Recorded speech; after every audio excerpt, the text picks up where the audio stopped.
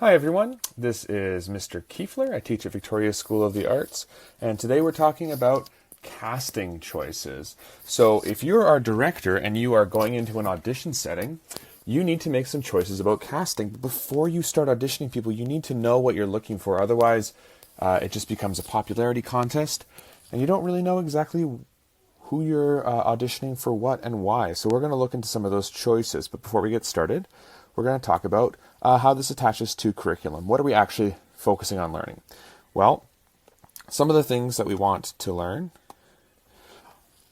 are the unique skills brought to rehearsal by various members of a creative ensemble. So really the thing we want to look at here is the unique skills that are brought by a creative ensemble. So this is when you're auditioning, what kind of skills are you looking for? And again, by identifying these in characters, in plays first, before you go into auditions, you're able to look for those specific skills in people and perhaps even ask them to do it. Like a simple skill is, if there's people that need to sing in a play, you're going to look for those in your ensemble members in the auditions. The steps and strategies in casting a production. So the main part of that is, what is the strategy for casting a production? Well, you need to identify what kinds of characteristics you need in the actors that are performing for you. And then lastly, the relationship between the individual actor and the cast. So there's some things that a character needs to represent. So let's say you have a character who needs to be intimidating and tough and larger than life. Well, there's a relativity that goes into casting in that case. You might want that actor to be literally bigger than everybody else in the production, or have a presence that the other people in the production don't have. That's sort of an intimidating presence. And so how ensemble connects to each other is really important. And then, of course, finally, this is those three were all at the 25 level, but at the 35 level, it's also additionally important that you can actually explain why you cast certain people. So some of the real-world connections we're looking at here in terms of casting. Of course, this is important for audition and a casting setting, but we also want to be able to identify for actors, who am I playing in this production? What is the director looking for, and what is the story demanding? So again, the understanding that even though you are the lead role in your own story, the story we all tell on stage, each of our characters have a purpose.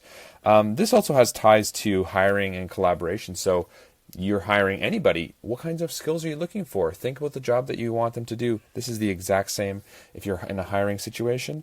And also if you're in a collaboration situation. Well, who are the kinds of people I work with? What kinds of skills do I have?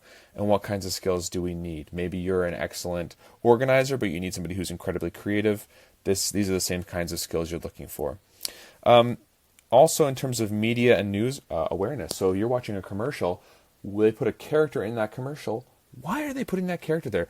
Is the media trying to manipulate or suggest certain things to you? And having that literacy is a really important skill for anybody. And then the last thing is relationships. Understanding your relationship to other people and how you get along with them. These are some of the real-world applications that I see.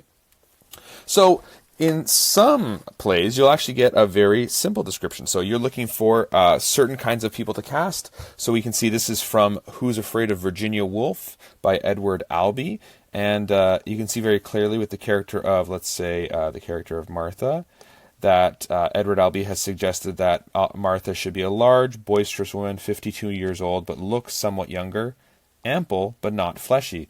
So right away as a director, some of the things that I note that she is large and boisterous. So this means that she is probably a character that, compared to the rest of the characters, is a bit more dominating. So we're looking for a female probably in this role that can be sort of a dominant character. Who is larger than life. Okay. Now, 52, let's talk about ages. I'd say this is really important based on experience. You don't need to cast an actor who is 52. All of a sudden, you're shooting yourself in the foot because you're going to have a hard time finding an actor that's specifically 52 for this role. That's the exact person that you want. So you want to find leeway in things like ages. But if you look at her age compared to George, compared to Honey, compared to Nick, she's older than her husband. That's an important detail. So there's probably something important about that in the script. And then she's definitely older, double the age of Honey. So I think in terms of Some of the important things here is that she's double the age of Honey. That's an important story trait. So she needs to read like she has twice as much experience. And then she married young. Her husband George, she married young. She married a younger man. What does that say about her? What kind of woman is she? And again, you could say this with all the other characters. So not only are we noting important qualities, we're also noticing the relativity of the actor that we're going to cast to the other people. So Martha needs to appear older than George and all the other characters. She needs to have a dominant personality, and she needs to be larger than life. And you might just start to consider, what are your non-negotiables? Is it more important that she's large and boisterous, or is it more important that she appears older? Now, if you know anything about Who's Afraid of Virginia Woolf, the play, I would say that it's probably more important that she is a large, boisterous woman. That's a huge part of the character. So that's one way. You can find it in the character descriptions in the play. Now let's look at character. This is from a play called The Last Days of Judas Iscariot by Stephen Adly-Guirgis. And in this play, the characters don't actually have any descriptions at all. They just have titles. But you'll notice something about some of these characters. Satan, Mother Teresa, Caiaphas the Elder. If you know anything about Christian or Jewish, you can call it history, you can call it mythology, whatever works for you. But important, Saint Matthew, Mary Magdalene. These are the names that immediately stand out to me. Right? Oh, okay. Jesus of Nazareth, Judas Iscariot, huge characters. So again, these are all characters that stand out. So these are characters that have allusions. And what I mean by that, when I say allusions, I mean allusions with an A. That's, pardon me. Allusions. So these are characters we should know from before. And there's things that we know about these characters. So, for example, Satan, kind of a powerful dude in some ways. Some people call him the enemy in quotation marks, versus somebody like Jesus, who to the Christian world is their savior. To the Jewish world, he was seen he's I think seen as a prophet, but anyway, and to others who are atheist, he is seen as a fictional character. So again, there's qualities to these characters that we can attribute. Mother Teresa, a real person. A saint now. What do we know about Mother Teresa, and what kinds of qualities do we give to her? So not only are these characters that people are going to have, your audience, I should say, is going to have expectations of, but they're also people who there are personality traits that we know already exist in other allusions. So you might want to decide, okay, so for Mother Teresa, I need an elderly woman. I need someone who seems really humble and kind. For Jesus, maybe you need to cast a gentleman who is comfortable having a beard and super long hair. Maybe you decide not to go that direction, but those are some of the things you're going to want to consider. So there's characters that already have a background. And then for the last one, you're going to find in-text examples. So this is from Mary's Wedding. This is by a Alberta playwright named Stephen Massicott. And this is a scene where the two characters, Mary and Charlie, they're the only characters in the play that actually meet. And that we meet in the play, and they actually get married eventually. That's of course the reference to the wedding. And this is the scene where they meet. So we find out this gentleman's name is Charlie Edwards. He's lived here all his life. Mary just arrived to join her father from England, and you can tell her mother maybe has some issues because she says to live with the colonists of the Canadas. Oh my goodness. Quite intense. So we're learning something about her mother and about her family. Charlie's never seen the ocean. Mary says, "What was the ocean like?" Blue. So she doesn't think much of the ocean. Mary dreams of the ocean sometimes. She dreams a lot, mostly lovely dreams. What are Charlie's dreams about? Barns. Not quite as exciting as crossing the ocean. Oh, I think barns are very exciting. They're all the rage in London.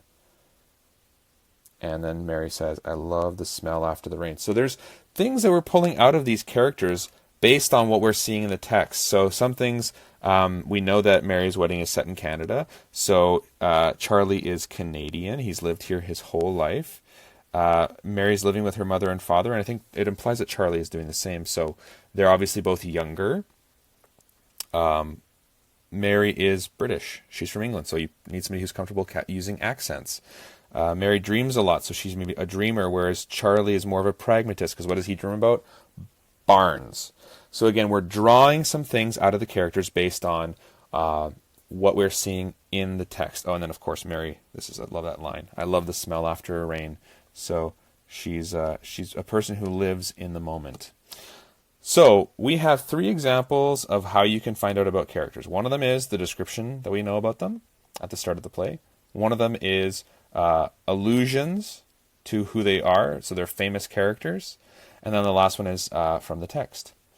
So here are the examples we covered were Who's Afraid of Virginia Woolf, The Last Days of Judas Iscariot, and Mary's Wedding. Your task is to create the characters of a hypothetical play, or cast the characters. So rather than naming the specific people, so you're not going to say, oh, I'm going to cast Tom Holland as this character, you're going to name the archetypal features you want in the role. So if you want to cast Tom Holland, probably the reason you want that is you want an innocent young man who is incredibly physically capable. So those are some important things.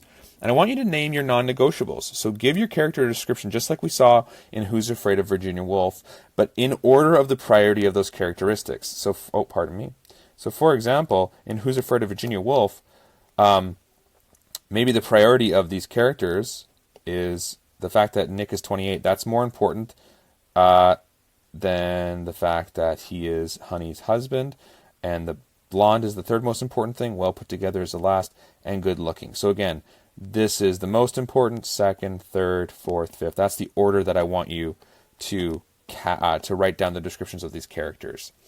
And so for an example, we're going to use a character like Cinderella. The most important thing for Cinderella is that we're looking for a kind-hearted teenager who speaks to animals. So when I'm casting this production, I'm going to have young people coming in, the people who are the most kind-hearted, they seem like they have the kindest heart, and maybe I'll ask them like, hey, can you do an impression of talking to animals? And the person that I feel the most convinced by, that's who I'm going to cast. And then if they also seem loyal and honorable, if they're around looking like they're 16 years old, and if they already have blonde hair, those are really great, but I know that I can dye blonde hair. I know that as long as she looks 16 relative to the other actors, that's important.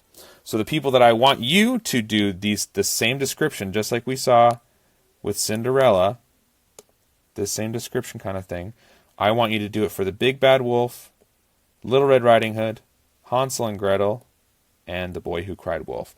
Based on your knowledge of the allusions to these characters, based on how they're described inside of their own story, and based on any important descriptions that they might need. These characters are all in the same play, and I want you to give me their characteristics based on who they are. Great. There's links to these stories underneath, and happy casting.